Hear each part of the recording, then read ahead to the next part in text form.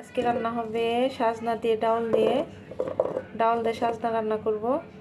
দেখুন, সাজনা আমি কেটে নিয়েছি, ভালো করে ছিলে নিয়েছি, ধুয়ে নিয়েছি। এখানে ডাউল 1 ঘন্টা যাবত আমি ভিজিয়ে রেখেছি, যাতে ডাউলটা তাড়াতাড়ি সিদ্ধ হয়ে যায়, ফুটে যায়। ভিজিয়ে রাখলে অনেক তাড়াতাড়ি সিদ্ধ হয়ে যায়, ফুটে যায় ডাউলটা।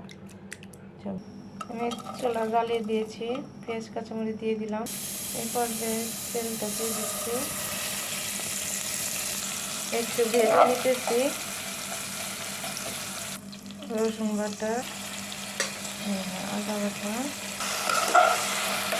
রসুন বাটা আদা বাটা দিয়ে একটু ভেজে নিতেছি।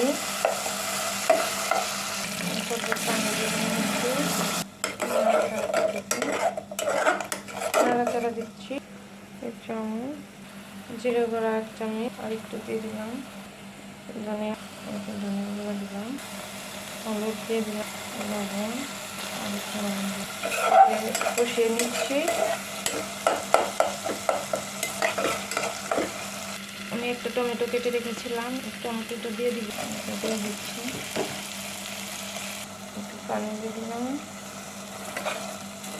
নাড়াচাড়া করে নিচ্ছি, কষিয়ে দিচ্ছি। আমি এরপর শাকগুলো দিয়ে দিচ্ছি।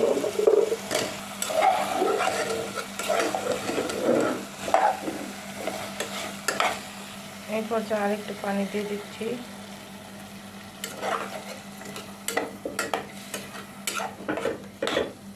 এরপর ঢেকে দেবো 2 মিনিট।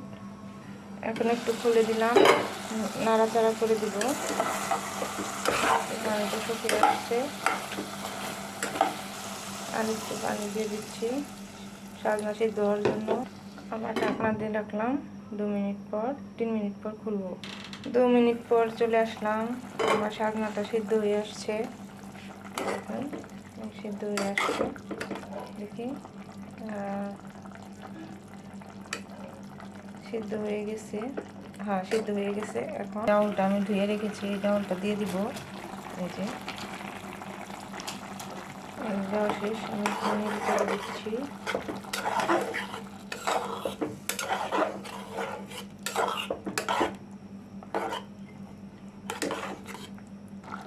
আবার ঢেকে দিলাম, 3 মিনিট পর ফিরে আসছি। 3 মিনিট পর চলে আসলাম, আমার ডাউলটা সিদ্ধ হয়ে গেছে। দেখুন কতটা সিদ্ধ হয়ে গেছে, একদম সিদ্ধ হয়ে গেছে, ফুটে গেছে সব। দেখুন একটু নেই। এই পর্যায়ে এখন আর একটু পানি দিয়ে দিব, এই পানিতে দিয়ে দিলাম।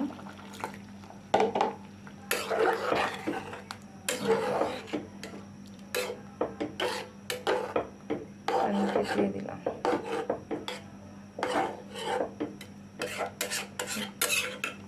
দেখুন ডাউলটা ভিজিয়ে রেখেছিলাম 1 ঘন্টা আগে। দেখুন এর জন্য দেখুন 2 মিনিট পরে আসলাম, একদম গলে গেছে, ডাউলটা ফুটে গেছে। একটু পরে বলক চলে আসলে তারপর বাগার দিয়ে দিব। আমার লবণটা একটু কম হয়েছে, এর জন্য লবণ আর একটু দিয়ে দিলাম। দেখুন এখন নামিয়ে বাগার দিব, বাগারটা দিয়ে ফেলবো। তেল দিয়ে দিয়েছি, এখন আমি এলাচ দারচিনি দিয়ে দিব।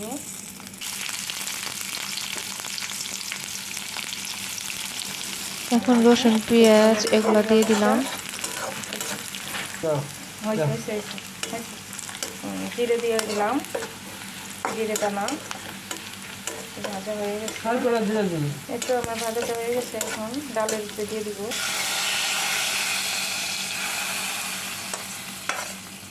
দিয়ে দিলাম।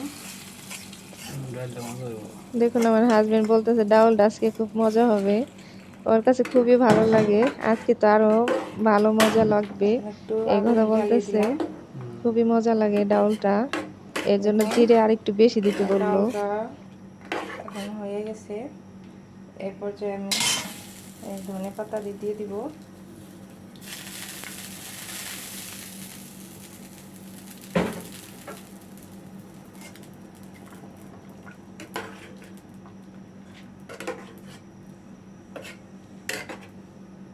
ডাউলটা হয়ে গেছে, এখন নামিয়ে ফেলবো।